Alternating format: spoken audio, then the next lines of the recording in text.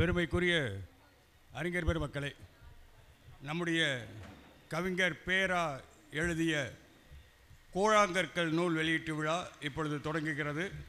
இந்த நிகழ்ச்சிக்கு சிறப்பாக வருகை தந்து நம்மை எல்லாம் பெருமைப்படுத்தி கொண்டிருக்கக்கூடிய மாண்புமிகு சட்டமன்ற பேரவைத் தலைவர் ஐயா திரு மு அப்பாவு அவர்களை, நூலை பெறுகிற நியூஸ் 18 தொலைக்காட்சி செய்தியாசிரியர் திரு கார்த்திகை செல்வன் அவர்களையும், மேடையில் அமர்ந்திருக்கக்கூடிய பெரியவர்களையும், இன்னும் வர இருக்கக்கூடிய அறிஞர் பெருமக்களையும் நம்முடைய பேரா அவர்கள் சார்பாக வருக என வரவேற்று இப்பொழுது தமிழ்தாய் வாழ்த்து. தூய இங்காதியர் கல்வியியல் கல்லூரி மாணவிகள். நீராரும் கடலொடுத்த நிலமடந்த கெழிலொழுகும் சீராரும் வதனமென திகழ் பரத கண்டமிதில் வெக்கணமும் அதிசிறந்த திராவிடடல் திருநாடும் தக்க சிறு பிறை நுதலும் தரித்தனரும் திலகமுமே அத்திலக வாசனை போல் அனைத்துலகும் இன்பமுற எத்திசையும் புகழ் மணக்க இருந்த பெரும் தமிழலங்கே தமிழலங்கே உன் சீரிழமை திறம் வியந்து செயல் மறந்து வாழ்த்துதுமே வாழ்த்துதுமே வாழ்த்துதுமே. நம்முடைய நூலாசிரியர் கவிஞர் பேராவை பற்றிய குறிப்பினை தீபிகா அவர்கள் இப்பொழுது. கல் தோன்றி மண் தோன்றா காலத்தே முன் தோன்றிய மூத்த மொழி தமிழுக்கு என் முதற்கண் வணக்கம். இன்று நூல் வெளியீட்டு விழாவிற்கு வருகை தந்து சிறப்பு செய்திருக்கும் சட்டப்பேரவை தலைவர் திரு அப்பாவு அவர்களுக்கும் எனது வணக்கத்தையும் நன்றியையும் தெரிவித்துக் கொள்கிறேன். நியூஸ் 18 தொலைக்காட்சியின் தலைமை செய்தியாளரான சொல்லதிகார சுழற் திரு கார்த்திகை செல்வன் அவர்களை வருக என வரவேற்கிறேன். கூழாங்கற்கள் புத்தகத்தின் கதை நாயகரான கவிஞர் பேராவை பற்றிய ஒரு சிறு குறிப்பு. செப்டம்பர் 1ஆம் நாள் 1958ஆம் ஆண்டு தூத்துக்குடி மாவட்டத்தில் உள்ள தருவைகுளம் கிராமத்தில் பேச்சிமுத்து முனியம்மாள் இணையருக்கு மகனாக பிறந்தவர் பே ராஜேந்திரன் என்கிற பேரா. ஏழ்மையான குடும்பத்தில் பிறந்த பேரா தன் சிறு வயதில் தாய் தந்தையரை இழந்து வறுமையில் வாடிய பொழுதும் கல்வியின் முக்கியத்துவத்தை கருத்தில் கொண்டு கற்றலை விடவில்லை. பெரும் நெருக்கடியின் இடையே பள்ளி படிப்பை முடித்தார். பின்பு தூத்துக்குடியில் வஉசி கல்லூரியில் பிஎஸ்சி ஜியாலஜி பயின்றதோடு சிறு சிறு பணிகளையும் செய்து வந்தார்.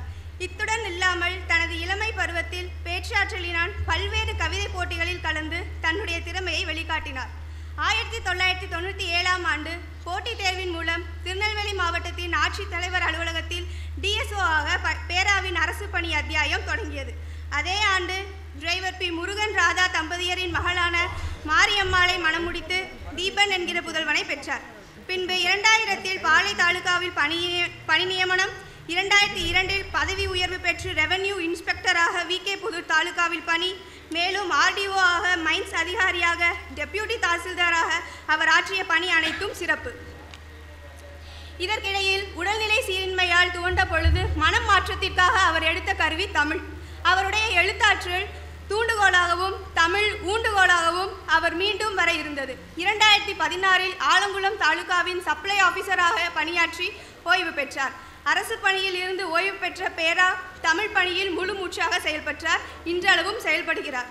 பொதிகை தமிழ் பேரவை என்ற அமைப்பை நிறுவினார். பிறகு பொதிகை தமிழ்ச்சங்கம் என்ற பெயர் மாற்றத்துடன் பதிவு சட்டம் 1975 படி பதிவு செய்யப்பட்டு பொதிகை தமிழ்ச்சங்கத்தை செயல்படுத்தினார். இச்சங்கத்தின் மூலம் சொற்பொழிவுகள், கவிப்பொழிவுகள், நூல் வெளியீடு, தமிழறிஞர்கள், எழுத்தாளர்களை போற்றுதல், கவியரங்கம், கருத்தரங்கம் போன்ற பற்பல நிகழ்ச்சிகளை பொதிகை தமிழ்ச்சங்கத்தின் மூலம் செவ்வனே செய்து வருகிறார். தமிழ்நாடு அரசின் தமிழ்ச்செம்மல், தூய தமிழ் பற்றாளர் ஆகிய விருதுகளை பெற்று பெருமை சேர்த்திருக்கிறார். புத்தகங்களை படித்திட மட்டுமல்லாது புத்தகங்களை படைத்திடவும் பொதிகை தமிழ்ச்சங்கத்தின் மூலம் இளம் படைப்பாளிகளை ஊக்குவித்தும் உருவாக்கியும் வருகிறார். தமிழ் தொண்டையாற்றி வரும் பேரா அப்பா எங்கள் குடும்பத்தை நல்வழிப்படுத்தி அனைவருக்கும் வழிகாட்டியாக திகழ்கிறார். கவிஞர் பேரா எங்கள் குடும்பத்தின் பரிசு. அவரது படைப்பான கூழாங்கற்கள் நூலினை படித்து அதை அனுபவிக்குமாறு கேட்டுக்கொள்கிறேன். இறுதியாக என் குடும்பத்தாரின் சார்பாகவும் திமுக முன்னாள் பிரதிநிதி ஆட்டோ சங்கரின் சார்பாகவும் இம்மேடையில் உரையாற்ற எனக்கு சிறு மணித்துளி வாய்ப்பளித்தமைக்கும் நன்றி கூறி விடைபெறுகிறேன். வாழ்க பாரதம், வளர்க தமிழ். வரவேற்புரை நம்முடைய பொதிகை தமிழ் சங்கத்தினுடைய நிறுவனர் தமிழ்ச்செம்மல் கவிஞர் பேரா அவர்கள். எல்லோரும் பேசுகிறார்கள் அவரவர் தாய்மொழியில், நாம் மட்டும்தான் பேசுகிறோம் மொழிகளின் தாய்மொழியில். தமிழன்னைக்கு முதல் வணக்கம். ஒரு இனிய நிகழ்ச்சி. கவிஞர் ராஜேந்திரன் என்று பெயர் ராஜேந்திரன் பேரா என்று அன்போடு அழைக்கப்பட்டு வருகின்ற நான் 2020ஆம் ஆண்டு அந்த கொரோனா காலத்தில் நாம் எல்லாம் வீடுகளில் முடங்கி கிடந்த அந்த நேரத்தில் நான் அந்த காலத்தை ஒரு பயனுள்ள காலமாக பயன்படுத்த வேண்டும் என்று எண்ணினேன். ஒரு நூல் ஒன்று எழுதலாம் என முடிவு செய்தேன். நான் ஏற்கனவே சிறிதும் பெரிதுமாக 5 கவிதை நூல்கள் வெளியிட்டிருந்தாலும் கூட ஒரு சுய வரலாறு நூல் ஒன்று எழுதினால் என்ன என நினைத்தேன். வரலாறு என்பது ஒவ்வொருவருக்கும் உரியது. வாழ்க்கை என்பது ஒவ்வொருவருக்கும் அவரவருக்கான வாழ்க்கை. அந்த வாழ்க்கையைத்தான் நாம் வாழ்ந்து கொண்டிருக்கிறோம். ஸோ எனக்கான ஒரு வரலாறு என்பது அது என்னுடைய வரலாறு. அதை நான் ஏன் பதிவு செய்யக்கூடாது என நான் எண்ணினேன். இன்னொருவரை பார்த்து அவரை போல் நாம் இல்லையே என்று ஏன் எண்ண வேண்டும்? நம்மை போல் ஏன் அவர் இருக்கக்கூடாது என்கின்ற அந்த மாற்று சிந்தனையில் நான் அந்த சுய வரலாறு என்று எழுத முனைந்தேன். பாவாடை கூட கட்ட தெரியாத பாப்பா பட்டுச்சேலை கட்டுவதற்கு ஆசைப்பட்டது போல என்னுடைய ஆசை கொஞ்சம் ஒரு பெரிய ஆசையாகத்தான் இருந்தது. பிறகு அது கொஞ்சம் சுருக்கி வருவாய்த்துறையில் பணியாற்றிய அந்த காலத்தை மட்டும் ஒரு நூலாக எழுதலாம் என முடிவு செய்து அதை நான் எழுதியிருக்கிறேன். இந்த நிகழ்வுக்கு வருகை தந்து தலைமையேற்று இந்த நூலை வெளியிட வேண்டும் என்று நான் விரும்புகிற போது மரியாதைக்குரிய மாண்புமிகு தமிழ்நாடு சட்டப்பேரவையினுடைய தலைவர் ஐயா அவர்களை நான் அணுகி கேட்ட பொழுது மகிழ்ச்சியோடு அவர்கள் ஏற்றுக்கொண்டார்கள். அவரது வருகையை நான் எப்படி பார்க்கிறேன் என்று சொன்னால், ஒரு கூழாங்கல் அழைத்ததற்காக கோபுரத்தின் கலசமாக வருகை தந்து இந்த சபையை இன்றைக்கு அலங்கரித்து கொண்டிருக்கிறார்கள். ஒரு நிகழ்ச்சி அல்ல, சற்றேறக்குறைய 6 நிகழ்ச்சிகளில் அது பொதிகை தமிழ்ச்சங்க நிகழ்ச்சியாக இருந்தாலும் கூட 6 நிகழ்ச்சிகளில் மாண்புமிகு சபாநாயகர் அவர்கள் வருகை தந்திருக்கிறார்கள் என்னுடைய அழைப்பினை ஏற்று. அரசாங்க நிகழ்ச்சிகளில் கூட இந்த அளவிற்கு சென்றிருப்பார்களா என்பது எனக்கு தெரியலை. அந்த அளவிற்காக என்னுடைய அழைப்பினை ஏற்றி வந்திருப்பது என்பது எனக்கும் என்னுடைய குடும்பத்தாருக்கும் ஒரு புலகாங்கிதத்தை தருகிறது. அதே நேரத்தில் எனக்கு கொஞ்சம் பயமாகவும் இருக்கிறது. ஏனென்று சொன்னால், எந்த அளவிற்கு என் மீது ஒரு நம்பிக்கை வைத்து அழைக்கின்ற பொழுதெல்லாம் வருகிறார்களே, அப்போ இந்த நம்பிக்கையை நாம் எப்படி கடைசி வரை காப்பாற்றப் போகிறோம், காப்பாற்ற வேண்டும் என்கின்ற அந்த பயம் எப்படி இருக்கிறது என்று சொன்னால், தெரிந்தோ தெரியாமலோ அல்லது என்னை அறியாமலோ ஒரு இடறி ஒரு தவறு செய்து அவர்கள் மேல் எனக்கு இருக்கின்ற ஒரு நம்பிக்கைக்கு ஒரு பாதகம் வந்துவிடக்கூடாது என்பதை அப்பப்போ எனக்கு அந்த பயத்தை தந்து கொண்டே இருக்கிறது. நிச்சயமாக இறைவனுடைய அருளால் அவரது நம்பிக்கையை கடைசி வரை என்னால் காப்பாற்ற முடியும் என்கின்ற நம்பிக்கை எனக்கும் எனது குடும்பத்தாருக்கும் உள்ளது என்கின்றதை நான் இங்கே பதிவு செய்ய கடமைப்பட்டிருக்கின்றேன். மாண்புமிகு சபாநாயகர் அவர்களை 2021ஆம் ஆண்டில் முதலாக நான் அருங்காட்சியகத்தில் நடந்த நிகழ்ச்சிக்கு அழைத்த போது காலத்தின் கொடை என்று நான் அவர்களை குறிப்பிட்டேன். ஐயா அவர்களுடைய கடந்து வந்த பாதை என்பது ஒரு ஆசிரியர் பணியில் இருந்து எனக்கு ரொம்ப தூரத்தில் இருந்து நான் அவர்களை ஒரு 30-40 ஆண்டுகளாக நான் பார்த்திருக்கிறேன். அவர்களுக்கு தெரியாது, அவர்களை நான் பார்த்திருக்கிறேன். ஒரு 30-40 ஆண்டுகளாக நான் தொலைவில் இருந்து அவர்களை பார்த்திருக்கிறேன். அவர்கள் கடந்து வந்த பாதை என்பது எவ்வளவு கரடு முரடான பாதை என்பது எனக்கு தெரியும். அதாவது என்னை பற்றி அவங்களுக்கு தெரியாது, ஆனால் ஐயாவை பற்றி எனக்கு தெரியும். அதற்கு ஒரு மிகப்பெரிய வரலாறு உண்டு. தந்தையார் நவமணி அடிகளார் அவர்கள் பிறந்த அந்த கள்ளிக்குளத்தில் அருகாமையிலே நம்முடைய மாண்புமிகு சபாநாயகர் அவர்கள் குடியிருக்கின்ற காரணத்தினாலே தந்தையார் நவமணி அடிகளார் என்று சொன்னால் குரு காமராஜர் என்று அழைக்கப்படுகின்ற தந்தையார் அவர்கள்தான் என்னுடைய மனைவி இங்கே அமர்ந்திருக்கிறாங்க. என்னுடைய திருமணத்தை தந்தையார் நவமணி அடிகளார் தான் நடத்தி வைத்தார். நாங்கள் ஒரு இந்து குடும்பம், இந்து பாரம்பரியமான குடும்பத்திலே எந்த விதமான மதச் சடங்குகளுக்கும் உள்ளே செல்லாமல் என்னுடைய திருமணத்தை தந்தையார் நவமணி அடிகளார் அவர்கள் ஒரு சிறிய ஜெபம் செய்து தாலியை என் கையில் எடுத்து கொடுத்து நான் தான் அந்த தாலியை கட்டி அந்த திருமணத்தை நாங்கள் அப்படித்தான் நடத்தினோம். அந்த தந்தையார் நவமணி அடிகளாருடைய வாரிசாக இங்கே அண்ணாச்சி ஜோசப் பெல்சி அவர்களெல்லாம் அமர்ந்திருப்பது என்பது ரொம்ப மகிழ்ச்சியாக இருக்கிறது. அப்படி பார்க்கிற பொழுது சபாநாயகர் ஐயா அவர்களை நான் நீண்ட காலமாக பார்த்திருக்கிறேன். காலத்தின் கொடை என்று சொல்லினேன் அல்லவா, எத்தனை இன்னல்களை அவர் சந்தித்தாலும் கூட நீதிமன்றம் கூட அவர்களை கைவிட்ட காலங்கள் உண்டு. ஆனால் எந்த நீதிபதி, எந்த நீதிமன்றம் அவருக்கான தீர்ப்பினை இன்னமும் தரவில்லையோ, இன்னமும் தர மறுக்கிறதோ, அந்த நீதிபதிகளே அந்த நீதிமன்றமே மறுக்க முடியாத அளவிற்கான தீர்ப்பினை சொல்லக்கூடிய இடத்திற்கு இன்றைக்கு ஐயா அவர்கள் வந்திருக்கிறார்கள் என்று சொன்னால் அதுதான் காலத்தின் கொடை என்று 2021 நான் பதிவு செய்தேன். இப்பொழுதும் நான் அதைத்தான் பதிவு செய்கிறேன். 234 சட்டமன்ற தொகுதிகளில் ராதாபுரம் சட்டமன்ற தொகுதிக்கென்று ஒரு தனி சிறப்பு உண்டு என்று சொன்னால் மாண்புமிகு சபாநாயகர் அவருடைய திறமையான செயல்பாடு தான் காரணம். தான் ஒரு ஆசிரியராக பணியாற்றிய காரணத்தினால் ஐயா தெரியணுங்கிற நம்ம உள்ளூர் ஐயா நிகழ்வில் பல ஊர்களை சார்ந்தவர்கள் வந்திருக்கிறாங்க. மதுரையிலிருந்து வந்திருக்காங்க, வத்தலக்குண்டிலிருந்து வந்திருக்காங்க, தேனி மாவட்டத்திலிருந்து வந்திருக்கிறாங்க, காந்தி கிராமம் பல்கலைக்கழகத்தினுடைய பேராசிரியர்கள் வந்திருக்கிறாங்க, நாகர்கோவிலிருந்து வந்திருக்கிறாங்க, தூத்துக்குடியிலிருந்து அன்பழகன் அண்ணாச்சி வந்திருக்கிறாங்க, பல ஊர்களிலிருந்து வந்திருக்காங்க, மதுரையிலிருந்து முத்தமிழ் அறிஞரே அமர்ந்திருக்கிறார். ஆகவே அவர்களுக்கெல்லாம் கொஞ்சம் தெரிய வேண்டும் என்பதற்காகத்தான்.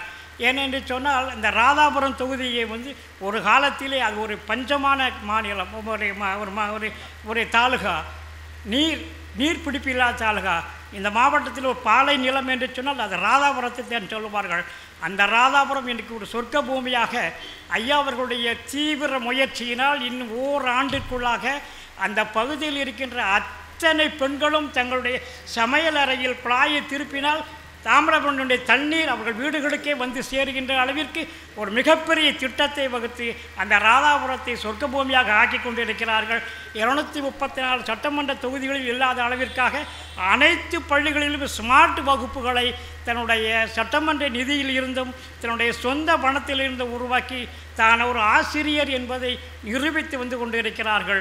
இப்படி பல சேவைகளுக்கு சொந்தமானவர்கள் அவர்கள் இந்த நிகழ்ச்சிக்கு வருகை தந்து என்னுடைய நூலை வெளியிட வருகை தந்திருப்பது அது எனக்கு மிகப்பெரிய பேராக நினைக்கின்றேன். மாண்புமிகு சபாநாயகர் அவர்களை நானும் என்னுடைய குடும்பத்தின் சார்பாகவும் ஐயா அவர்களை வருக வருக என்று வரவேற்று அவர்களுக்கு என்னுடைய நினைவு பரிசாக இந்த பரிசினை வழங்கி மகிழ்கிறேன்.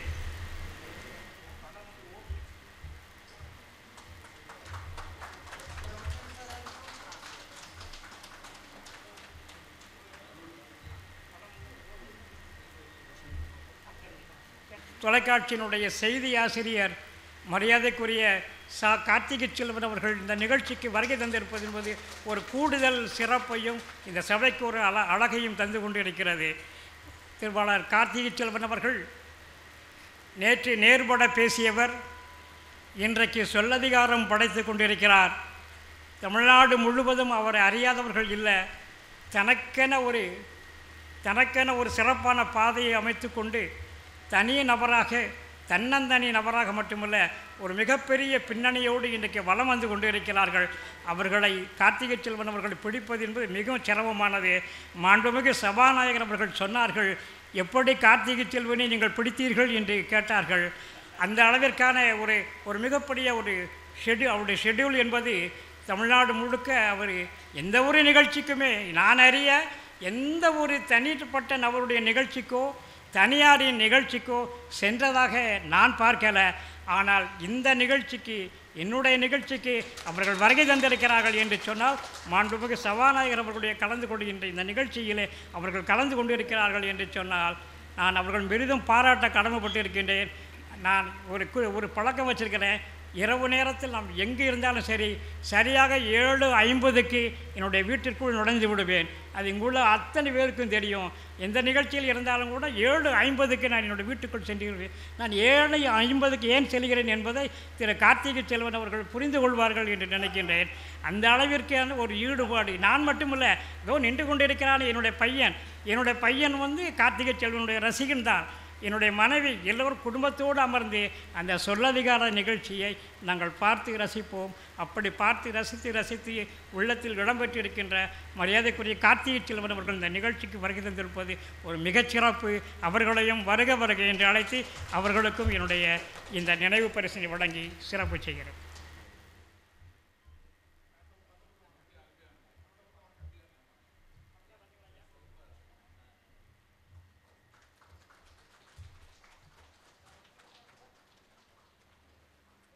வரவேற்பறையை நிறைவு செய்கிறேன்.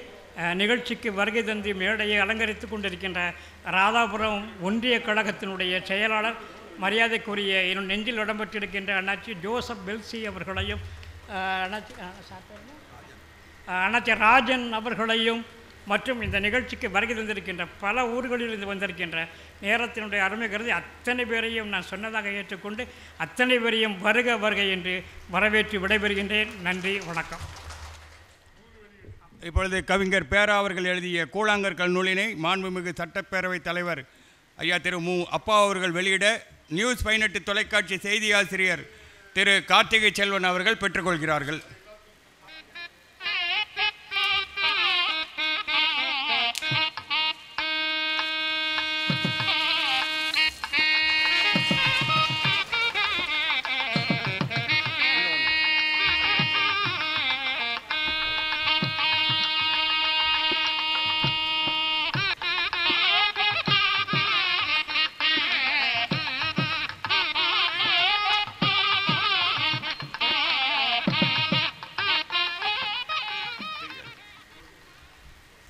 இப்பொழுது நூலை பெற்றுக்கொண்ட நியூஸ் 18 தொலைக்காட்சி செய்தி ஆசிரியர் அண்ணன் திரு கார்த்திகை செல்வன் அவர்கள் உரையாற்றுவார். வணக்கம் நண்பர்களே. எங்கள் வாழ்வும் எங்கள் வளமும் மங்காத தமிழென்று சங்கே முழங்கு. மாண்புமிகு சட்டமன்ற பேரவைத் தலைவர் திரு அப்பாவு அவர்களோடு ஒரு நிகழ்வில், விவாதம் இல்லாத ஒரு நிகழ்வில் பங்கெடுப்பது இதுதான் முதல் முறை. பல விவாதங்களில் ஒன்றாக பங்கெடுத்திருக்கிறோம்.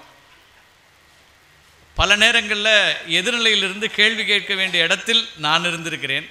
இன்றைக்கி அவர் உரை கேட்கக்கூடிய இடத்துல நான் இருந்திருக்கிறேன். மகிழ்ச்சி. திரு பேரா அவர்களுடைய அழைப்பு வந்தபோது அவர் சொன்னார், ரொம்ப அரிதாகத்தான் நான் தனிநபர்களுடைய நிகழ்வு இது கலந்து கொள்ளக்கூடாது என்றும் எதுவும் இல்லை, இருக்கக்கூடிய சூழல் மற்ற நிகழ்வுகளால் பங்கெடுப்பதில்லை. ஆனால் சட்டமன்ற தலைவர் வருகிறார் அப்படின்னும் போது அவரோடு ஒரு மேடையை பங்கெடுப்பதில் எனக்கு பெருமை. அதனால் உடனடியாக இல்லை, கட்டாயம் கலந்து கொள்கிறேன் அப்படின்னு இந்த நிகழ்ச்சியில் பங்கெடுத்தேன். பொதிகை தமிழ்ச்சங்கம் அப்படின்னு தொடர்ச்சியாக தமிழ் சார்ந்து இயங்கக்கூடிய ஒரு கவிஞராக பேராவே எனக்கு தெரியும். கடந்த ஆண்டு தான் சந்தித்தோம். கடந்த ஆண்டு தூத்துக்குடி புத்தக திருவிழாவுக்கு வந்திருந்தார், எங்களுடைய நிகழ்ச்சியில் இருந்தார். அப்போது நேரடி அறிமுகம். அது தவிர அவர் 7:50ன்னு சொன்னது உங்களில் பலருக்கும் புரிந்திருக்கும். புரியாதவங்களுக்கு சொல்லதிகாரத்தில் நேராக உட்காந்துருவார். முதல் கிரிட்டிக் அவர் தான். இவரை ஏன் அழைக்கிறீங்கிறதுல தொடங்கி இப்படியெல்லாம் சொதப்பக்கூடிய ஆட்களை பேசுகிறீங்களேன்னு ட்விட்டரில் இன்பாக்ஸில் கருத்து சொல்லிக்கிட்டே இருப்பார். நான் நிகழ்ச்சி நடத்திட்டு இருக்கும்போதே அந்த கருத்துக்களை பார்த்துக்கிட்டே இருப்பேன்.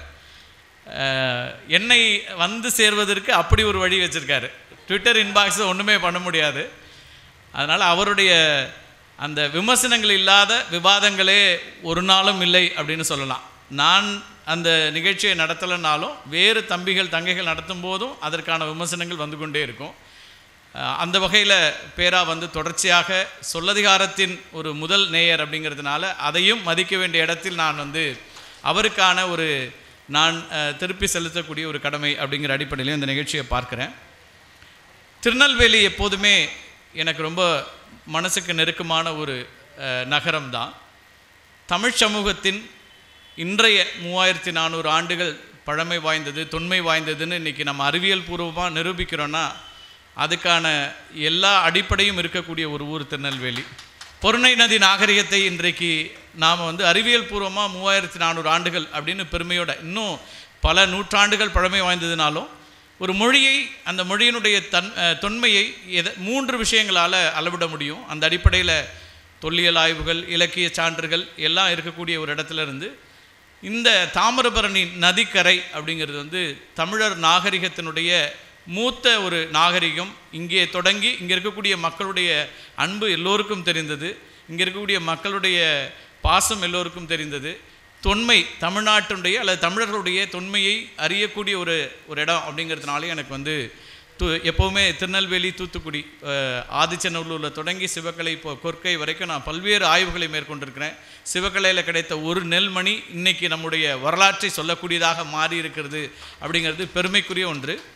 அப்படியான ஒரு நகரத்தில் திரு அப்பாவு அவர்கள் எங்களுக்கு நான் பல நேரங்களில் அவர் சட்டமன்ற தலைவராக இருந்து சட்டமன்றத்தை வழிநடத்தக்கூடிய இடத்துல இருந்து அதை பார்க்கும்போதெல்லாம் எனக்கு பெருமையாக இருக்கும். ஆனாலும் ஒரு இழப்பும் சேர்ந்தே இருக்கிறது. எங்களுடைய விவாதங்களில் ஆகச்சிறந்த ஆளுமையாக முன்னின்று நடத்தக்கூடிய ஒருவர், இப்போ அந்த இழப்பு ஒன்று இருந்துக்கிட்டே இருக்கும். பல நேரங்களில் நமக்கு இந்த சொல்லதிகாரத்தை இன்னும் அதிகாரத்தோடு நாம் நடத்தியிருக்கலாமோ, அந்த சொல்லுக்கான அதிகாரம் இன்னும் கூடியிருக்குமோ, திரு அப்பாவு அவர்களும் அந்த நிகழ்ச்சியில் பங்கெடுத்தா அப்படின்னு தோணும். ஆனால் அதையெல்லாம் கடந்து அவர் சொல்லுக்கு இன்றைக்கி நீதிமன்ற அதிகாரமும் அப்பாற்பட்டதுங்கிற இடத்துல அவர் இருக்கிறார். அதனால் அது மகிழ்ச்சிக்குரிய ஒரு நிலை தான், இடம்தான். தொடர்ச்சியாக பல்வேறு நிலைகளில் நாங்கள் அவரை கையாளுறதுக்கு ரொம்ப சிரமப்படுவோம். ஒரு இடத்துல விவாதத்தில் பேச தொடங்கிட்டார்னா அரங்கத்தில் மட்டும் இல்லை, பொது நிகழ்வுகள் பல நிகழ்வுகளில் பங்கெடுத்துருக்கிறாங்க. அது இன்னும் கூடுதல் வீரியத்தோடு இருக்கும். சட்டமன்றம் எவ்வளவு வீரியத்தோடு இருக்கக்கூடிய ஒன்றுன்னு தெரியும். பல்வேறு வகையான கொள்கைகளும் கருத்துக்களும் கொண்டவர்கள் இருக்கக்கூடிய இடத்துல அவர்களை கட்டி போடக்கூடிய ஒரே நபராக இவர் தான் இருப்பார் அப்படிங்கிற அடிப்படையில் அவர் நியமிக்கப்பட்டிருக்கிறார். சிறப்பாக சென்று கொண்டிருக்கிறது. அவரோடு இந்த மேடையை பங்கெடுப்பது அப்படிங்கிறது மிகுந்த மகிழ்ச்சிக்குரியது. இன்னொன்றும் எனக்கு அவரோட தொடர்புடையது, அது அவர்கிட்டையும் நான் பேசினதில்லை. என்னுடைய தந்தையாரும் ஒரு ஆசிரியராக இருந்தவர், இப்போ இல்லை, ஒரு இடைநிலை பள்ளியில் ஆசிரியராக, தலைமை ஆசிரியராக இருந்தாங்க. அதனால் ஆசிரியர்கள் மீது எப்போதுமே எனக்கு பற்றும் பாசமும் அன்பும் ரொம்ப அதிகம். அந்த அடிப்படையில் ஆசிரியராக தன் வாழ்நாளை தொடங்கிய அப்பாவு ஆசிரியர் அவர்களுக்கு, அவர் இப்போ பேராசிரியர் மாதிரி, தமிழ்நாட்டினுடைய சட்டமன்றத்தினுடைய பேராசிரியர், வைஸ் சான்சலர், எல்லா இடத்துக்கும் வந்துட்டார். இப்போ சான்சலருக்கும் மேலே இருக்கக்கூடிய இடம் அப்படின்லாம் பல இடத்துக்கு வந்துட்டாலும் அவர் தொடக்கம் ஆசிரியர் பணி அப்படிங்கிற இடத்துலேருந்து சமூகத்தை சீரமைக்கக்கூடிய ஒரு முக்கியமான பணிகளில் ஆசிரியர்களுடைய பங்குங்கிறது ரொம்ப ரொம்ப முக்கியமானது. ஒவ்வொரு தலைமுறையும் அடுத்தடுத்த கட்டத்தில் இன்றைக்கி தமிழ் சமூகம் இவ்வளோ உயர்ந்து நிற்கிறதுன்னு பெருமையோடு பேசுகிறோம் இல்லையா? கல்வியில் அல்லது சுகாதாரத்தில், அடிப்படை கட்டமைப்பில் நாம் உயர்ந்திருக்கக்கூடிய எல்லா நிலைகளுக்கும் அடிப்படையில் ஆசிரியர்களுடைய பங்களிப்பு ரொம்ப ரொம்ப முக்கியமானது. அந்த அடிப்படையில் தான் ஆசிரியர்களுடைய, அதுவும் இந்த நூற்றாண்டின் ஆசிரியர்கள் ரொம்ப ரொம்ப போற்றத்தக்கவர்கள். நம்ம பொருணை நதி நாகரிகம் பற்றி பேசணும். அடுத்தது கீழடி 2600 ஆண்டுகளுக்கு முந்தையது. எல்லா நாகரிகங்களிலும் நம்மகிட்ட இருக்கிறது. அப்புறம் சங்க இலக்கிய காலம் 2200 ஆண்டுகள் அப்படின்னா எல்லா இடங்கள்லையும் தமிழர்கள் புலமையோடு இருந்திருக்கிறார்கள், பெண்கள் படித்திருக்கிறார்கள், பெண்கள் புலமை பெற்றிருக்கிறார்கள். ஔவையாரில் காக்கை பாடினியார் அப்படின்னு ஒரு 34 பெண்பார் புலவர்கள் சங்க இலக்கிய காலத்தில் இருந்திருக்கிறாங்க. ஔவையார் ஆலோசனையும் கொடுத்துருக்காங்க, வெறுமனே பாட்டு பாடலை. போர் வேண்டான்னு மன்னனுக்கு ஆலோசனை சொல்லக்கூடிய இடத்துலலாம் இருந்திருக்கிறாங்க. அப்படியெல்லாம் பெண்கள் உயர்ந்த இடத்தில் இருந்த தமிழ் சமூகத்தில், இந்திய சமூகத்தில் இப்போதான் ஒரு நூற்றாண்டில் சமூக நீதி பேசி இயக்கங்கள் வந்து பெண்களுக்கான கல்வியை உறுதிப்படுத்தக்கூடிய ஒரு இடம் இருக்கிறது. முதல் தலைமுறையாக கல்லூரிக்கு வருகிறேன்னு சொல்லக்கூடிய பெண்கள் இந்த 20-30 ஆண்டுகளில் தான் வர தொடங்கியிருக்கிறாங்க. இடையில் ஒரு பண்பாட்டு போரால் நாம் கல்வியை இழந்திருக்கிறோம், நம்முடைய உரிமையை இழந்திருக்கிறோம். அந்த உரிமைகளை மீட்டெடுக்கக்கூடிய இடத்துல தான் இன்றைய இந்த நூற்றாண்டினுடைய இயக்கங்களுடைய பங்களிப்பு, சமூக நீதி இயக்கங்களுடைய பங்களிப்பு. அதில் ஆசிரியராகவும் அந்த சமூக நீதி இயக்கத்தில் முக்கியமான தலைவராகவும் பங்கெடுக்கக்கூடிய இடத்துல ஐயா அப்பாவு அவர்கள் இருக்கிறார் அப்படிங்கிற அடிப்படையிலையும் அவர் மீது எனக்கு மிகுந்த நன்மதிப்பு உண்டு. அவரோடு இந்த மேடையில் பங்கெடுப்பதும், இந்த புத்தகத்தை பற்றி பேசணும், ஆனால் புத்தகத்தில் என்ன இருக்கிறது என்று தெரியாது, இப்போ தான் கையில் வாங்கினேன். ஆனால் தலைப்பு மிக அருமையான தலைப்பு, கூழாங்கற்கள். எப்போதுமே குழந்தைகளுக்கு பிடிச்சது. எப்போதெல்லாம் விளையாட ஆற்றுக்கு செல்கிறோமோ கூழாங்கற்களை பொறுக்கிறது தான் என்னுடைய சிறுவயது ஆசையாகலாம் இருக்கும். கூழாங்கற்கள் பிடிக்காத மக்களே இருக்க முடியாது. புத்தகத்தை வாசிச்சுட்டு நான் நிச்சயமாக பொது என்னுடைய சமூக வலைத்தள பக்கங்களையும் எழுதுகிறேன். இப்போதைக்கான நேரம் ரொம்ப குறைவுங்கிற அடிப்படையில் ஐயாவுக்கு அடுத்தடுத்த நிகழ்வுகள் இருக்கிறது. ரொம்ப அற்புதமான ஒரு நிகழ்வு. எனக்கு மிகவும் மனதுக்கு நெருக்கமான ஒரு ஆளுமையோடு இந்த நிகழ்ச்சியில் பங்கெடுப்பதில் மிகுந்த நன்றி நண்பர்களே. தேங்க்யூ. நூலை வெளியிட்டு பெருமைப்படுத்திய மாண்புமிகு சட்டமன்ற பேரவைத் தலைவர் திரு மு. அப்பாவு ஐயா அவர்கள் இப்பொழுது உரையாற்றுவார்கள். அதற்கு முன்பாக ஒரு சின்ன ஒரு 2 நிமிடம் தான். அதாவது நம்ம இந்த நிகழ்ச்சியை வெறுமனே நூல் வெளியிடுகின்ற நிகழ்ச்சியாக மட்டுமல்லாமல் இந்த நூல்களை சில நூலகங்களுக்கு வழங்குகின்ற நிகழ்ச்சியாக, நூல் தானம் செய்கின்ற நிகழ்ச்சியாக நான் இதை மாற்றியிருக்கின்றோம். இப்பொழுது சில நூலகங்களுக்கு சபாநாயகர் அவர்கள் இந்த நூலை வழங்குவாங்க. அன்பிற்கும் பாசத்திற்குரிய என்னுடைய அருமை தம்பி பேரா என்று எல்லோராலும் அன்பாக அழைக்கக்கூடிய வருவாய்த்துறையில் பணியாற்றி ஓய்வு பெற்று ஓய்வில்லாமல் தமிழுக்காக உழைத்து கொண்டிருக்கின்ற பொதிகை தமிழ்ச்சங்கத்தை நிறுவ ஆண்டுதோறும் பல முறை இப்படிப்பட்ட நிகழ்ச்சிகளை நடத்தி தமிழுக்கும் தமிழ்நாட்டுக்கும் பெருமை சேர்த்து கொண்டிருக்கின்ற அன்பிற்குரிய ராஜேந்திரன் அவர்கள் எழுதிய கூழாங்கல் புத்தகத்தினுடைய வெளியீட்டு விழாவுக்கு வருகை தந்து முதல் பிரதியை பெற்று வாழ்த்தி அமர்ந்திருக்கின்ற என்னுடைய அன்பிற்கும் பாசத்திற்கும் உரிய அருமை தம்பி அப்பாவு, இந்த உயரத்திற்கு வந்திருக்கிறோம் என்றால் அதற்காக எங்களை தயார்படுத்தியதில் தம்பி கார்த்திகை செல்வன் அவர்களுக்கும் பெரும் பங்கு உண்டு என்பதை நான் நிச்சயமாக மறக்கவும் முடியாது, மறைக்கவும் முடியாது. அந்த அளவில் நான் மட்டுமல்ல, தமிழ்நாட்டில் விவாதம் என்று சொன்னால் முதலாக தம்பி கார்த்திகை செல்வன், அதே போல் நம்முடைய ஜென்ராம், நம்முடைய தம்பி கார்த்திக் போன்றவர்கள் முதலாக தமிழ்நாட்டில் இவங்க தான் இதை அறிமுகப்படுத்தி சிறப்பாக நடத்தினார்கள். பல முறை தம்பி கார்த்திகை செல்வன் அவர்கள் நடத்துகின்ற விவாதத்தில் அவர் ஆங்கராக இருக்கின்ற இடத்தில் நாமும் பங்கு பெற்றால் சிறப்பாக இருக்குமே, நமக்கு பெருமையாக இருக்குமே என்று சொல்லி பல காலங்கள் நாங்கள் அதை எண்ணியது உண்டு. தொடர்ச்சியாக நம்முடைய பேரா சொன்னது போல் எங்கிருந்தாலும் அந்த நேரங்களை கவனிக்க தவறுவதில்லை முடிந்த அளவுக்கு. அதன் மூலம் பல விஷயங்களை நாங்கள் தெரிந்து கொண்டோம். அவருடைய சிறந்த பண்பு என்றால் எவ்வளவு பிரச்சனைகள் வந்தாலும் சரிதான், அதை எவ்வளவு சாதுரியமான வார்த்தைகளை பயன்படுத்தி அதை அமைதிப்படுத்தக்கூடிய பண்பு தம்பி கார்த்திகை செல்வனுக்கு நிகராட்டு யாரையும் சொல்ல முடியாது. கோபமே பட மாட்டாங்க. நீங்கள் கோபம் யாருக்கு வராது அப்படின்னு சொன்னால் நிறைகுடத்துக்கு தான் கோபம் வராது. மற்ற யாரும் டக்குன்னு கோபம் வந்துடும், ஏன்னா அதுக்கு அடுத்த கட்டத்துக்கு போக முடியாது, அதனால் கோபம் வந்துடும். ஆனால் தம்பியை பொறுத்த அளவில் எவ்வளவு பிரச்சனைகள், எவ்வளவு சூடான விவாதங்கள், வாரவங்க என்ன நோக்கத்தில் வராங்கன்னு தெரியாது, தலைப்பை கொடுத்து வர சொல்லியிருப்பாங்க, அவங்க என்ன தயார் நிலையில் வந்திருக்காங்கன்னே தெரியாது. அந்த அளவுக்கு வேகமாக நம்முடைய தம்பி சிறப்பாக அவ்வாறு ஒரு விவாத மேடையை நடத்துவதில் மிகப்பெரிய ஜாம்பான் என்று எல்லோராலும் ஏற்றுக்கொள்ளப்பட்ட ஒரு பண்பான, யாருடைய மனதும் புண்படாமல், எந்த அரசியல் தலைவர்களுக்கும் வெறுப்பு இல்லாமல் நிதானத்தோடு நடத்தி கொண்டிருக்கின்ற என்னுடைய அன்பிற்கும் பாசத்திற்குரிய அருமை தம்பி நியூஸ் 18 செய்தி ஆசிரியர், சிறப்பாக பணியாற்றி கொண்டிருக்கின்ற தமிழ் மீது, தமிழர்கள் மீது மிகுந்த பற்றுள்ள அன்பிற்குரிய அருமை தம்பி கார்த்திகை செல்வன் அவர்களே, இந்த நிகழ்வுக்கு வருகை தந்து இந்த நிகழ்ச்சியை தொகுத்து வழங்கி கொண்டிருக்கின்ற தம்பி பாமணி அவர்களே,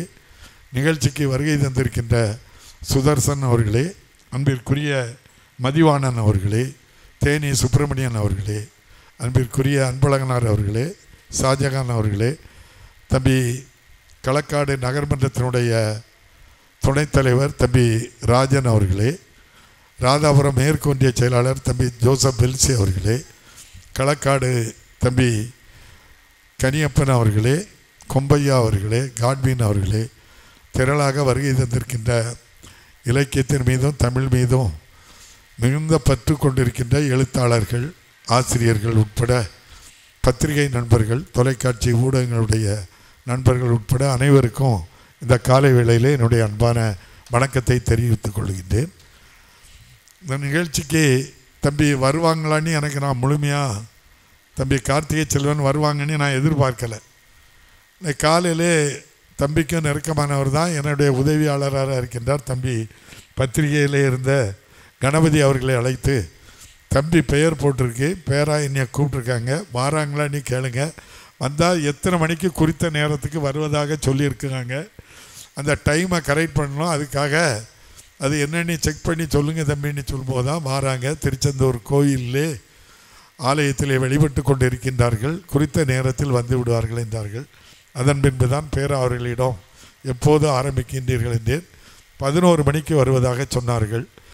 அவருக்கு முன்னாலே நாங்கள் வந்துடுவோம், ஏன்னா அவங்க விவாதத்துக்கு வர்றதுக்கு முன்னாலே எங்களை கொண்டு உட்கார வச்சுருவாங்க மேடையில். நிறைவாக தான் தம்பி வருவாங்க. இல்லை, அவங்க தம்பி நாங்கள் கட்டுப்படுத்த முடியாத ஆளுன்னு சொன்னாங்க. சில நேரத்தில் எங்களுக்கு துணையாட்டம் இருந்ததாட்டு சொன்னாங்க. ஒரு சம்பவத்தை சொல்லணும். விவாதங்கள் நடக்கும்போது நீங்கள் பார்த்துக்கிட்டு தான் இருப்பீங்க. வலுவான கட்சியினுடைய பிரதிநிதிகள் வரும்போது தவறாக சொன்னால் கூட அவர்களை தடுப்பதோ அல்லது ஏன் பேசுறீங்கன்னு கோவப்பட்டுறவோ முடியாது. ஆனால் சில நண்பர்கள், சமூக ஆர்வலர்கள், எழுத்தாளர்கள், பத்திரிகையாளர்கள் என்ற பெயரோடு சில பேர் வருவார்கள். அரிய கருத்துக்களை சொல்வார்கள். ஆளுங்கட்சியை சார்ந்தவர்களை பாதிக்குமானால் அல்லது ஒரு குறிப்பிட்ட கட்சியை சார்ந்தவர்களை பாதிக்குமானால் கடுமையான விமர்சனங்களை அவரை நெருக்குவாங்க. எல்லாரும் எப்படி சொல்லலாம் பார் வேடிக்கை அப்படிம்பாங்க. அப்படி ஒரு சம்பவம் நம்முடைய தம்பி இருந்த காலகட்டத்தில் ஒருவருக்கு ஏற்பட்ட போது, எனக்கு அப்படிப்பட்ட சந்தர்ப்பத்தில் நான் கொஞ்சம் செய்தி எவனா கூட்டி கொண்டு வச்சிருக்கிறது, செய்தி ஆசிரியர் கூட்டி கொண்டு வச்சுருக்காங்க. அப்போ யாருடைய மனதும் புண்படாமல் நடத்தன்னு நினைப்பாங்க. அந்த நேரங்களில் நான் அதில் தலையிட்டு அதே கருத்தை நான் சொன்னதாக நினச்சிக்க என்ன செய்வா அப்படின்னு கேட்பேன். ஒரு கருத்து அவர் சொல்கிறாரு, அது தவறு இல்லை, அது அவருடைய கருத்தாக ஏற்றுக்கொள்ள வேண்டுமே தவிர குற்றச்சாட்டாட்டு நான் அவர் சொல்லலை. அவர் நடந்த சம்பவம், நடக்கிற சம்பவங்களை தான் அந்த மேடையில் எடுத்து சொல்லுவாங்க. என்ன ஆதாரம் இருக்குன்னு தான் கேட்பாங்க. நம்ம கார்த்திகை செல்வன் கேட்டால் என்ன ஆதாரம் வச்சுருக்கீங்க, அதுக்கு பொறுப்பு நீங்கள் தான் ஏற்றுக்கிடணும் அப்படிம்பாங்க. ஆதாரம் காட்டினா ஓகேம்பாங்க. ஆதாரம் இல்லைன்னா இதில் உள்ள நிறை குறைகள் அல்லது இதனுடைய பின் விளைவுகள் வந்தால் நீங்கள் தான் ஏற்றுக்கொள்ள வேண்டும் என்பதை அந்த நேரத்திலே அதை சொல்லி அதை முடிச்சிருவாங்க. சாதாரண விஷயம் இல்லை விவாதங்களை தலைமையேற்று நடத்துவது. ஏன்னா 5 பேர் வந்திருக்காங்க, 5 லட்சம் 50 லட்சம் பேர் பார்த்துக்கிட்டு இருப்பாங்க. அங்கே என்ன நடக்குன்னு பார்த்துக்கிட்டு இருப்பாங்க. நம்முடைய பேரா மாதிரி சிறு உளி கூட பெரும் மலையை பிளக்கிற மாதிரி அங்கே இன்பாக்ஸில் போட்டுக்கிட்டே இருக்காங்க, என்ன பண்ணுறியா யார் பண்ணுது அப்படின்னு சொல்லி. அப்போ அதை பார்க்குறது அது லைவாக போகிறதுனால எளிதாக அதை நம்ம கடந்து செல்ல முடியாது. அந்த அடிப்படையில் தான் நம்முடைய நான் மட்டுமல்ல எல்லா ஊடகங்களிலும் பேச செல்கின்ற எல்லோருமே நம்முடைய தம்பி கார்த்திகை செல்வன் மீது மிகுந்த மதிப்பு மரியாதை வைத்திருப்பார்கள். அவருடைய பண்பு அந்த அளவில் தம்பியோடு நான் இந்த நிகழ்விலே கலந்து கொண்டது நான் பெருமையாக எண்ணுகின்றேன். அதோடு தம்பி பேரா அவர்கள் தெரியும் உங்களுக்கு, கடுகு சிறுத்தாலும் காரங்கட்டு போகாது, தாமிரபரணி தண்ணியை குடித்து வளர்ந்தவர். அவர் படித்து பட்டம் பெற்று படித்த பட்டம் நிலவியல் ஜியாலிஸ்ட்டு படித்தாங்கன்னு எனக்கு பிஎஸ்சி, அப்படியே ஆர்ஐ, அப்படியே டிடி, டிஎஸ்ஓ மாவட்ட வழங்கல் அதிகாரியாட்டு பணியை நிறைவு செய்து வந்திருப்பாங்க.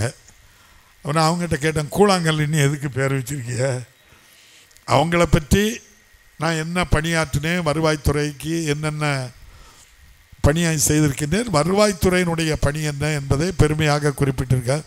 கூழாங்கல்னால் என்ன அதுக்கு ஒரு விளக்கம் சொன்னாங்க. எனக்கு ரொம்ப சந்தோஷம். முதலாகவே அந்த கூழாங்கலுக்கு என்ன விளக்கங்கிறத அவங்ககிட்ட தான் தெரிஞ்சுக்கிட்டேன். அவங்க சொன்னாங்க, கூழாங்கல் ஆற்று ஓடைகளில் அப்படியே கூழாங்கல்கள் இருக்கும். அந்த கல்லை எடுத்து பாருங்கள் நீங்கள், நல்லா இது குளுமையாக இருக்குமா அந்த கல். இன்னொன்று, அந்த கல் எடுத்தாக்கி யாருடைய கையும் அது பாதிக்காது.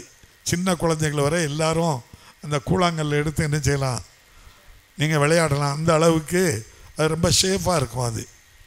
அதனால் யாருக்கு எந்த தீங்கும் ஆபத்தோ எதுவுமே அதனால் சின்ன இது கூட அதுக்கு வராது. அந்த கூழாங்கல் எங்கே இருந்தாலும் இந்த ஆற்றை நினச்சிக்கிட்டே தான் இருக்குமா. அதே போல் தான் தம்பி பேரா அவர்களும் அவர் பணியாற்றிய வருவாய்த்துறையே சுற்றி சுற்றி சுற்றி வந்து பணியாற்றியிருக்கின்றார். அவர் பணியாற்றிய காலத்தில் எவ்வளோ உதவி செய்ய முடியுமோ செய்திருக்கின்றார்கள். வருவாய்த்துறை எடுத்துக்கொண்டால் தமிழ்நாட்டில் இல்லை, இந்தியாவிலே எல்லா துறைகளுக்கும் ஒரு தாய் துறை வருவாய்த்துறை தான். அங்கே இருந்தால் யாராக இருந்தாலும் தான் கிராம நிர்வாக அலுவலர், நம்முடைய குறுவட்ட ஆய்வாளர், வட்டாட்சியர்னால் தாலுக் மேஜிஸ்ட்ரேட்டு தான். அவங்க தான் எல்லா பவரும். அடுத்து மாவட்ட ஆட்சியர், டிஸ்ட்ரிக்ட் மேஜிஸ்ட்ரேட் உட்பட வருவாய்த்துறை தான். எந்த பிரச்சனை வந்தாலும் அவங்க தான் வந்து நிற்பாங்க.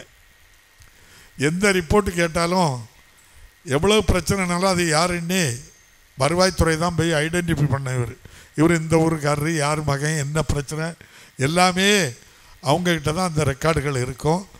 அதே மாதிரி எல்லா உதவிகளும் அந்த துறை மூலமாகத்தான் ஒருவருக்கு சென்றடைகின்ற முறையில் தான் வடிவமைக்கப்பட்டிருக்கின்றது. ஆகவே தான் எல்லா துறைகளுக்கும் தாய் துறையாக இருப்பது அந்த வருவாய்த்துறை. அதுபோல் அந்த துறையை விட்டு வெளியே வந்தாலும் அந்த கூழாங்கல்லை போல ஆற்றையே நினைத்து கொண்டு இருப்பது போல் நானும் அந்த துறையை நினைத்து கொண்டு இருக்கிறேன் என்று சொன்னது உண்மையிலேயே மகிழ்ச்சி. பல புத்தகங்கள் எழுதியிருக்கின்றார்கள். எப்படித்தான் நேரம் கிடைக்குமோ தெரியல. புத்தகத்தையும் எழுதுவாங்க, எங்களை கூட்டி கொண்டு வருவாங்க. எனக்கு ஒன்று உங்களுக்கு எல்லாத்துக்குமே தெரிந்திருக்கலாம், ஒரு மேடையை அமைத்து அதில் இவ்வளோ பேர் ஆட்களை கூட்டி கொண்டு வைக்கணும்னு சாதாரண விஷயம் இல்லை. எவ்வளவு கஷ்டம், எவ்வளவு அவமானங்கள், எத்தனை பிரச்சனைகள் எல்லாம். நாட்டுக்கு ஒரு செய்தியை சொல்கின்ற ஒரு எழுத்தாளர், இலக்கியம் எழுதுகின்றவர்கள், ஆசிரியர்கள்லாம் ஒரு கருத்தை சொல்ல வேண்டும் என்றால் அதை கொண்டு வருவதற்கு எவ்வளவு சிரமப்பட்டு எவ்வளவு அவமானங்களையும் தாங்கி எவ்வளவு கஷ்டங்கள்லாம் அதில் வரும்னு எங்களுக்கு தெரியும். அதன் பின்பு இப்படிப்பட்ட ஒரு மேடையை உருவாக்கி இந்த புத்தகத்தை வெளியிட்டிருக்கிறார் என்றால், இந்த ஒரு புத்தகம் இல்லை, நானே 6-7 புத்தகங்களை வெளியிட்டிருக்கின்றேன். எந்த நிகழ்வாக இருந்தாலும் ஒரு ஓரத்தில் வந்து உட்காந்து ரசிச்சுக்கிட்டே இருப்பாங்க, என்ன நடக்குன்னு பார்த்துக்கிட்டே இருப்பாங்க. அப்படி தான் தம்பி கார்த்திகை செல்வனையும் அந்த விழாவிலே கண்டுபிடித்து அவரால் ஈர்க்கப்பட்டிருக்கிறார். கார்த்திகை செல்வனுடைய பேச்சு டிவியில் பார்த்துருக்காங்க. இந்த சந்தர்ப்பத்தை விட்டுறக்கூடாது அப்படின்ட்டு சொல்லி அந்த தொடர்பை ஏற்படுத்தி மிகப்பெரிய ஒரு நெருக்கம். இன்றைய நம்ம கார்த்திகை செல்வனிடம் ஒரு அப்பாயின்மெண்ட் வாங்கன்னா தம்பி பேராவை பார்த்தால் போகிறதுக்கு அதை கொண்டு சென்றிருக்கின்றது. அந்த அளவுக்கு எனக்கு நான் போனால் அவங்களுக்கு தெரியும், நிறையா கூட்டமாக இருக்கும், காத்திருப்பாங்க. இப்போ நேற்றெல்லாம் ஒரு 1000 பேர் மேலே வந்திருப்பாங்க. எல்லாம் நம்மகிட்ட வரதெல்லாம் பாவம், ஏழைகள், படிக்கைக்கு இடம் வேணும், படித்ததுக்கு ஃபீஸ் கட்ட முடியலை, அதுக்கு அடுத்த கட்டத்தில் அங்கே இந்த வேலையில் பிரச்சனை இருக்குது, ஆஸ்பத்திரிக்கு போகணும், இந்த ஆஸ்பத்திரிக்கு போகணும், அந்த வசதி இல்லை, இன்சூரன்ஸ் இல்லை. இதுதான் 500-1000 பேர் வந்து உட்காந்துருப்பாங்க வரிசையாக. நானும் சாயங்காலம் 6 மணிக்கு உட்காந்தோம்னா 11 மணி, நேற்றெல்லாம் 11 மணி வரை உட்காந்து பண்ணுறோம். அதுக்கு பிறகு தான் வருவார். எல்லோரும் போனதுக்கப்புறம் தான் பேரா வந்து இந்த கூட்டம்லாம் போனதுக்கப்புறம் நல்லா டயர்டாயிடுவோம். சொல்லுங்கள் தம்பி என்ன அப்படிம்பேன். இப்படி சரி நான் வாரேன் தம்பி போயிட்டு வாங்க அப்படின்ட்டு நின்றுக்கிட்டே தான் சொல்லுவேன். எதுக்கு சொல்கிறேன்னா, எவ்வளவு பாருங்கள், 6 மணிக்கு வந்திருப்பாங்க, வர சொல்லியிருப்பேன், 11 மணி வரை அந்த இடத்துல உட்கார்ந்தாங்க. அதை பார்த்து அவருடைய எண்ணம், எழுத்தாளர்லாம் அதை பார்த்தே மைண்டில் இவ்வளோ ஆட்கள் வராங்க போகிறாங்க, அதை பற்றியே நிறைய விஷயங்கள் என்கிட்ட பேசுவாங்க. பாருங்க, அங்கே என்னையை பார்த்துட்டு இங்கே வரைக்கும் 1 மணி ஆகுன்னா அந்த அவங்களுடைய வீட்டம்மாவை தான் பாராட்டணும். 1 மணிக்கும் அவங்கள கூப்பிட்டு வச்சு சாப்பாடு கொடுத்து திரும்ப படுக்க வைக்காங்கல்ல. ஆகவே அந்த அளவில் எந்த எதிர்பார்ப்பும் இல்லாமல் நம்முடைய தமிழுக்காக தமிழ் எழுத்தாளர்களை எல்லாம் ஒருங்கிணைத்து ஒவ்வொரு வருஷமும் குறைந்தது ஒரு 50-100 பேரை மாநிலத்தின் பல பகுதிகளிலிருந்து அழைத்து வந்து அவர்களையும் கௌரவப்படுத்தி இப்படிப்பட்ட நிகழ்வுகளில் எங்களையும் பெருமைப்படுத்தி சிறப்பாக பண்ணுவதை நான் பாராட்ட கடமைப்பட்டிருக்கின்றேன். தம்பி கார்த்திகை செல்வன் சொன்னது போன்று இல்லை, அவர்களே சொன்னார்கள், எல்லோரும் தாய்மொழியில் தான் பேசுவோம், தாய்மொழி தான் எல்லா மொழிகளுக்கும் தாயான மொழி என்று ஒரு அற்புதமான வார்த்தையை சொன்னார்கள். தமிழ் மிகப்பெரிய புலமை பெற்றவர் தம்பி கார்த்திகை செல்வன் அவர்கள். ஒரு காலத்தில் நாமெல்லாம் சமஸ்கிருதம் சிந்து சமவெளி நாகரிகத்திலிருந்து தோன்றியவர்கள் என்ற ஒரு மாயை இருந்தது. தமிழை எடுத்துக்கொண்டாலே சிந்து நம்முடைய சமஸ்கிருதத்திலிருந்து தோன்றியதுதான் என்ற ஒரு மாயை இருந்தது. அதை மறைந்த ஐயா கால்டுவெல் அவர்கள் வட அயர்லாந்தில் பிறந்து லண்டனில் படித்து இந்தியாவுக்கு வந்து 18 ஆண்டுகள் 18 மொழிகளை கற்று தேர்ந்து அதன் பின்பு தான் மொழிகளுக்குள் ஒப்பீடு செய்து சமஸ்கிருதத்தில் இருந்து தோன்றியது அல்ல தமிழ். தமிழ் நம்முடைய பேரா சொன்னது போன்று எல்லா மொழிகளுக்கும் தாயான மொழி. உலகில் தோன்றிய முதல் 3 மொழிகளில் அந்த மொழி இன்னும் வாழ்ந்து கொண்டு இருக்கின்ற மொழி. தமிழ்நாட்டில் பிறந்த ஒரு மொழி, இந்தியாவில் தோன்றிய ஒரு மொழி. வெளிநாடுகளில் இந்தியாவில் தோன்றிய தமிழ் இந்தியாவில் ஆட்சி மொழி அல்ல, ஆனால் இந்தியாவில் தோன்றிய நம்முடைய தமிழ் மொழி மலேசியா, சிங்கப்பூர், இலங்கை, கனடா போன்ற 7 நாடுகளில் ஆட்சி மொழியாக இருக்கின்ற ஒரு மொழி நம்முடைய தமிழ் மொழி தான். ஆகவே தமிழுக்கு இவ்வளவு பெரிய பெருமை சிறப்பெல்லாம் நாம் இருந்தாலும் இந்தியாவில் தமிழை ஆட்சி மொழியாக கொண்டு வர முடியல. இந்த மொழியினுடைய பெருமையை பாதுகாத்ததில் ஒருவரை குறிப்பிட்டு சொல்ல வேண்டுமென்றால் மறைந்த தலைவர் கலைஞர் அவர்களை நாம் ஒருபோதும் மறந்துவிட முடியாது.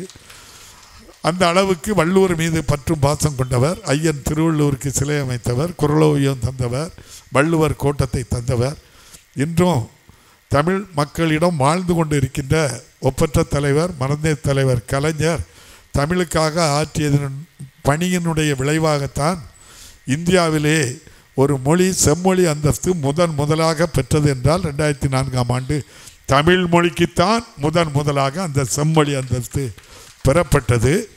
ஆகவே அதன் பின்புதான் பல மொழிகள், அதற்கப்புறம் சமஸ்கிருதம், அதே போல் கன்னடம், தெலுங்கு போன்ற மொழிகளுக்கெல்லாம், மலையாளம், ஒரிசா போன்ற மொழிகளுக்கெல்லாம் அதன் பின்பு தான் வந்தது. ஆகவே முதலாக செம்மொழி அந்தஸ்தை பெற்றதும் இவ்வாறு ஒரு செம்மொழியாக்க வேண்டும் என்ற எண்ணமும் இந்தியாவில் கலைஞருக்கு தான் வந்தது.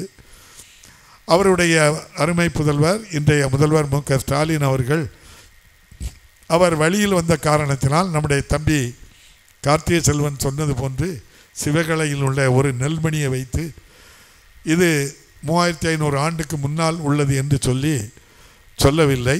அதை உரிய இடத்திற்கு அனுப்பி நம்முடைய அமெரிக்காவிலே அதற்குரிய ஆய்வுக்கூடத்துக்கு கொடுத்து அதனுடைய வரலாறு எவ்வளோ ஆண்டுகளுக்கு முன்னால் என்று கூறி கிட்டத்தட்ட நம்முடைய தம்பி கார்த்திகை செல்வன் சொன்னது போன்று 3400 ஆண்டுகளுக்கு முன்னால் நம்முடைய தாமிரபரணி நதிக்கரையில் நாகரிகம் இருக்கின்றது. தொன்மையான ஒரு நாகரிகம். அதற்கு முன்னால் கூட அந்த நாகரிகம் இருந்திருக்கலாம் என்று இன்னும் பல சான்றுகளை தேடி எடுத்திருக்கின்றார்கள். இந்த சான்றுகளெல்லாம் பல காலகட்டங்களில் எடுக்கப்பட்டு மறைக்கப்பட்டு நம்மை விட்டே சென்று விட்டாலும் இந்த அரசு, திராவிட முன்னேற்ற கழக அரசு கலைஞருடைய கவனத்திற்கு வந்த பின்பு இப்போது இருக்கின்ற முதல்வர் வரைக்கு இப்போது கண்டுபிடிக்கப்பட்ட பொருட்கள், இப்போது கண்டுபிடிப்பதற்கு ஏற்கனவே பல தடைகள் இருந்தாலும் அவற்றையெல்லாம் நீக்கி புதிதாகவும் ஆய்வு செய்து கண்டுபிடிக்கப்பட்டு அனைத்தையும் காட்சிப்படுத்துவதற்காக நம்முடைய மாண்புமிகு இன்றைய முதல்வர் அவர்கள் சுமார் 50 கோடி ரூபாய் நிதியை கொடுத்து பொருணை நாகரிகத்தினுடைய காட்சிப்படுத்துவதற்காக பணி நடைபெற்று நிறைவு பெறும் நிலையில் இருக்கின்றது. மிக விரைவிலேயே நம்முடைய மாண்புமிகு முதல்வர் அவர்கள் அதனுடைய திருக்கரத்தினால் அதை திறந்து வைக்கின்ற வாய்ப்பு இருக்கிறது என்பதையும் நான் இந்த நேரத்தில் கூறி, தமிழ் தாய்மொழி நமக்கு என்ன வந்து விட்டது, இருந்தால் என்ன சென்றால் என்ன, அந்த மொழியாக நமக்கு சோறு போடுகிறது என்று பல பேர் நினைக்கலாம். ஆனால் ஒரு மொழி அழிந்து விட்டால் அந்த இனமே அழிந்துவிடும், கேட்பதற்கு நாதி இல்லாமல் போய்விடும். தமிழ் வாழ்ந்து கொண்டு இருக்கின்ற காரணத்தினால்தான் உலகம் முழுவதும் பல கோடி பேர் தமிழை பேசிக்கொண்டு இருக்கின்ற காரணத்தினால்தான் ஆங்காங்கே எங்கு சென்றாலும் நம்முடைய தமிழர்கள் இந்தியாவிற்குள் எப்பகுதியில் சென்றாலும் சென்னை வாழ் தமிழர்கள் என்பார்கள், மும்பை வாழ் தமிழர்கள் என்பார்கள், அதுபோல் டெல்லி வாழ் தமிழர்கள் என்பார்கள். இதுபோல் வெளிநாடுகளுக்கு சென்றால் கூட பிரான்ஸ், இத்தாலி, ரோம், அமெரிக்கா எந்த நாடுகளுக்கு சென்றாலும் அந்த நாட்டிலே அங்கு இருக்கின்றது நம்முடைய தமிழர்கள், நம்முடைய மொழிதான் அங்கு கடல் கடந்து சென்றாலும் நம்ம எல்லாம் இணைப்பது அந்த தமிழ்தான். அங்குள்ள தமிழர்கள் சென்னை வாழ் தமிழர்கள் என்றோ பல ஊரின் பெயரில் கூட எந்த வெளிநாடுகளுக்கு சென்றாலும் நம்முடைய தமிழர்கள் இருக்கின்றார்கள். ஆகவே தமிழ்தான் நமக்கு அடையாளம். தமிழர்கள் என்பது தான் நமக்கு மிகப்பெரிய ஒரு பெருமையாக இருக்கின்றது. ஆகவே அந்த தமிழை வளர்க்க வேண்டும், அது பாதுகாக்க வேண்டும், அது இன்னும் வளம் பெற வேண்டும் என்பதற்காக கூழாங்கல் என்ற புத்தகத்தின் மூலம் தமிழை வளர்க்க வேண்டும் என்பதும் தமிழுக்கு எல்லோரும் தொண்டாற்ற வாருங்கள் என்று அந்த அடிப்படையிலும் நம்முடைய தம்பி பேரா அவர்கள் இந்த அளப்பெரிய காரியத்தை தொடர்ந்து செய்து கொண்டு இருப்பது இந்த பொருணை நதி ஆற்றங்கரையில் மக்கள் சார்பாக, தமிழக மக்கள் சார்பாக, தமிழ் பேசும் நல் உள்ளங்களின் சார்பாக பேரா அவர்களுடைய பணி சிறக்க வாழ்த்துக்களை நான் மீண்டும் ஒரு முறை அன்போடு தெரிவித்து கொண்டு, எத்தனையோ பணிகளுக்கிடையே நம்முடைய ஒரு தொலைக்காட்சியை நடத்துவது ஒரு எளிதான காரியமல்ல. ஒரு செல்வந்தர் தொலைக்காட்சியை ஆரம்பித்து விடலாம், அந்த தொலைக்காட்சியை அதனுடைய தரம் குறையாமல் இப்போது இருக்கின்ற காம்படிஷன், அதாவது போட்டிகளுக்கு இடையே தமிழ்நாட்டில் தலை சிறந்த ஒரு செய்தி ஆசிரியராக நியூஸ் 18 நடத்தி வருகின்ற ஒரு மிகப்பெரிய பணியை பெற்று, அவ்வளவு பெரிய பணி, அதற்கிடையே பேராவுக்காக அவர் எழுதிய நூல் வெளியீட்டு விழாவுக்கு வருகை தந்து முதல் பிரதியை பெற்றுக்கொண்டு தம்பியோடு இருந்து நான் இந்த நிகழ்விலே கலந்து கொண்டதை உண்மையிலேயே எத்தனையோ விவாதங்களுக்கு சென்றிருந்தாலும் அதைவிட மிக பெருமையாக இருக்கின்றது. என் தம்பி கார்த்திகை செல்வனோடு இந்த இடத்தில் அருகருகே அமர்ந்திருந்து இந்த நிகழ்விலே கலந்து கொண்டது பெருமையாக கருதி கொண்டு, அப்பாவு ஆசிரியர், அதுவும் சின்ன ஆசிரியர், இடைநிலை ஆசிரியர், ஒரு சாதாரண ஆசிரியரை மாண்புமிகு தமிழக முதல்வர் மு க ஸ்டாலின் அவர்கள் தமிழக சட்டப்பேரவைக்கே தலைவராக்கி அந்த ஆசிரியர் இனத்துக்கே பெருமை சேர்த்த முதல்வரை நான் நெஞ்சார மனமாற உங்கள் சார்பாக நான் நினைத்து பார்க்கின்றேன். அவ்வாறு அந்த இடத்தில் அமர வைக்கின்ற அந்த வாய்ப்பை பெற்றிருக்கிறோம் என்றால், தம்பி கார்த்திகை செல்வனை போன்ற ஊடகங்களிலே நெறியாளர்கள் எந்த அளவுக்கு அவர்கள் படிப்புகளை எல்லாம் நம்முடைய நாட்டு மக்களுக்காக கொண்டு சேர்த்தார்கள், அவர்களோடு நாங்களும் இணைந்து பணியாற்றிய பெருமைதான் இந்த இடத்தில் அமர வைத்ததாக நாங்களும் உணர்கிறோம். ஆகவே அந்த அளவில் தம்பி கார்த்திகை செல்வனுடைய பணி சிறக்க மிகப்பெரிய பணிகளுக்கிடையே இந்த நிகழ்வுக்கு வருகை தந்து நம்மோடு இருந்து பணியாற்றியமைக்கு மீண்டும் ஒரு முறை அவர்களுக்கும் இங்கே வருகை தந்திருக்கின்ற அனைத்து எழுத்தாளர்கள், ஆசிரியர் பெருமக்கள் அனைவருக்கும் மீண்டும் ஒரு முறை நன்றி நன்றி என்று கூறி தம்பி பேரா அவர்களை வாழ்த்தி விடைபெறுகிறேன். நன்றி, வணக்கம். பாளை சிறைத்துறை நூலகத்திற்கு மருத்துவ இசைஞர் பிரேமச்சந்திரன் அவர்கள் நூல்களை பெற்று சட்டமன்ற பேரவைத் தலைவர் அவர்கள் திருக்கரங்களால் பெற்று நூலகத்திற்கு. அடுத்து பாளை தூய இங்காத்தியர் கல்வியற் கல்லூரிக்கு முனைவர் ராஜமதிவாணன்.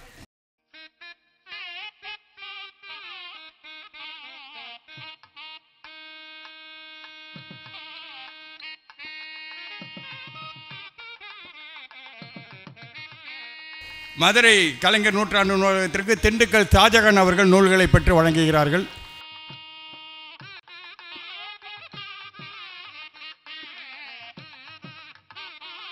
சென்னை அண்ணா நூற்றாண்டு நூலகத்திற்கு டாக்டர் செந்தில் வடிவு அவர்கள் நூல்களை பெறுகிறார். அவர்கள் சார்பாக அடியேன் பெற்றுக்கொள்கிறார்.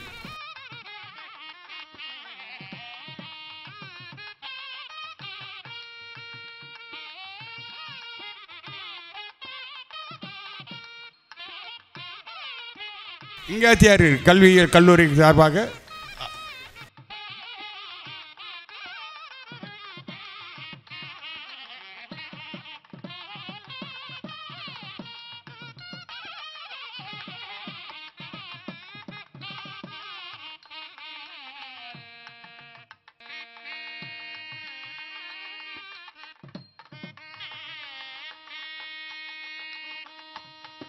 இந்த நூலை பெறுவதற்காக சில பேர் முன்பதிவு செஞ்சுறாங்க. அவங்களை நான் இந்த நூலை பெற்றுக்கொள்ளுமாறு அன்போடு அழைக்கின்றேன். தேனியைச் சார்ந்த எழுத்தாளர் தேனி சுப்பிரமணியன் அவர்கள்.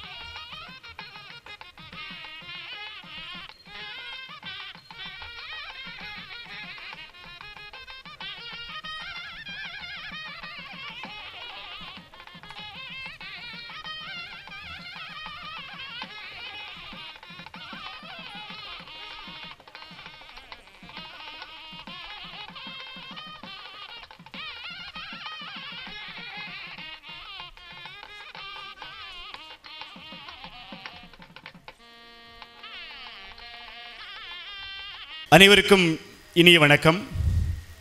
கவிஞர் பேரா எழுதிய கூழாங்கற்கள் நூல் வெளியீட்டு விழாவினுடைய தலைவர் மாண்புமிகு சட்டமன்ற பேரவைத் தலைவர் அவர்களே, நியூஸ் 18 தொலைக்காட்சியினுடைய முதன்மை ஆசிரியர் திரு கார்த்திகை செல்வன் அவர்களே, நிகழ்வுக்கு வந்திருக்கக்கூடிய மதிப்புக்குரிய திரு ராஜ மதிவாணன் ஐயா அவர்களே, அன்பு நண்பர்களே, உங்கள் அனைவருக்கும் என்னுடைய இனிய வணக்கத்தை நான் தெரிவித்துக் கொள்கின்றேன்.